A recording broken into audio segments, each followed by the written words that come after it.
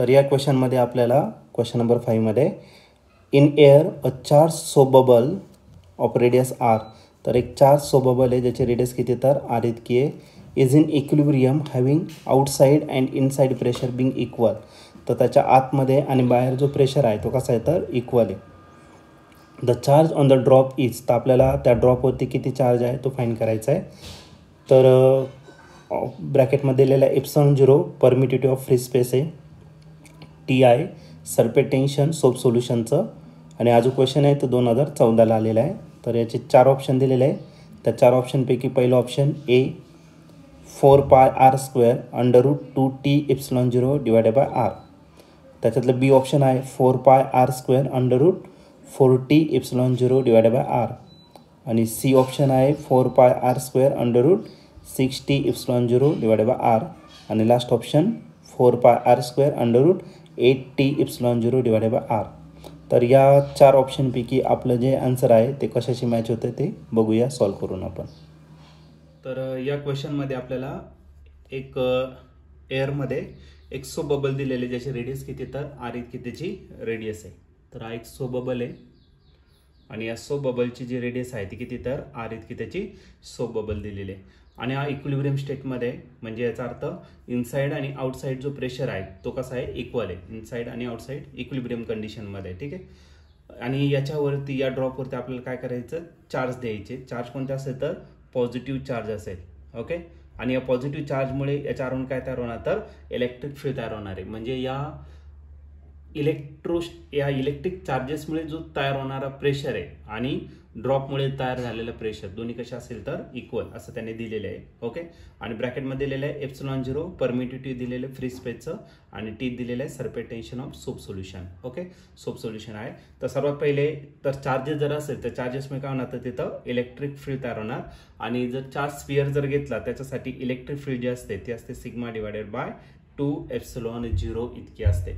आता electric field जर घेतलं तर इलेक्ट्रिक फील्डचा फॉर्म्युला असतो फोर्स पर युनिट चार्ज, आणि याला सिग्मा डिवायडेड बाय काय तर 2ε0. ओके, तर एक काम करू, आता सिग्मा जो असतो, सिग्मा असतो तुमचं charge per unit area, surface charge density.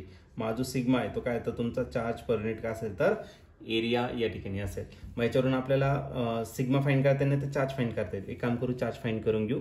मग चार्ज क्यू जर घेतला तर चार्ज क्यू का असणार तर सिग्मा इंटू एरिया, म्हणजे आपल्याला जो फोर्स आहे तो फोर्स काय भेटेल, फोर्स डिवायडेड बाय चार्जेस. चार्जच्या जागी आपण चार्जची व्हॅल्यू टाकणार आहे, आणि ती किती टाकणार तर सिग्मा इंटू एरिया, आणि पुढे करायला is equal to sigma divided by 2ε0 हे आलं तुमचं सिग्मा. पण आपल्याला प्रेशर फाईंड करायचं. प्रेशर काय असतो फोर्स पर युनिट एरिया, मग फोर्स असं ठेवला पर युनिट एरिया, सिग्मा इकडे डिवाइड, इकडे काय केला मल्टिप्लाय, मग सिग्मा स्क्वेअर डिवाइड करायला 2ε0. मग जो प्रेशर असणार आहे आकाशामुळे असणार तर इलेक्ट्रोस्टॅटिक चार्जेसमुळे, आणि तो किती असणार तर सिग्मा स्क्वेअर डिवाइडेड बाय 2ε0. आता हे झालं इलेक्ट्रोस्टॅटिकमुळे झालेलं प्रेशर, आणि दुसरा सर्पेटेन्शनमुळे. मग दिलेल्या कंडिशननुसार काय तर इलेक्ट्रोस्टॅटिक प्रेशर आणि प्रेशर ड्यू टू सर्पेटेन्शन हे दोन्ही कसे तर इक्वल आहे. इलेक्ट्रोस्टॅटिक प्रेशरचा फॉर्म्युला आपण डिराईव्ह केलेला आहे सिग्मा स्क्वेअर डिवायडेड बाय 2ε0, आणि हा जो आहे ड्रॉपमुळे त्याच्यामुळे जो सर्पेटेन्शन तयार होतो तो असतो 40/r. टी का असणार तर सर्पेटेन्शन, आणि आर का असेल तर रेडियस. आता आपल्याला या केसमध्ये किती चार्ज आहे त्या ड्रॉपवरती किती, त्या बबलवरती किती चार्ज आहे ते आपल्याला फाईंड करायचं. म्हणजे याचा अर्थ आपल्याला सिग्मा फाईंड करावा लागेल, बरोबर ना. मग तो जो दिलेला आहे तो काय दिलेला आहे तर सिग्माचा स्क्वेअर, 2ε0 इकडे जो डिवायडेड इकडे काय करा मल्टिप्लाय करा, 2 4 चा किती झाला 8, पुढे राहिला ε0, आणखीन काय राहिलं टी, आणि टोटल डिवाइड करायला आर.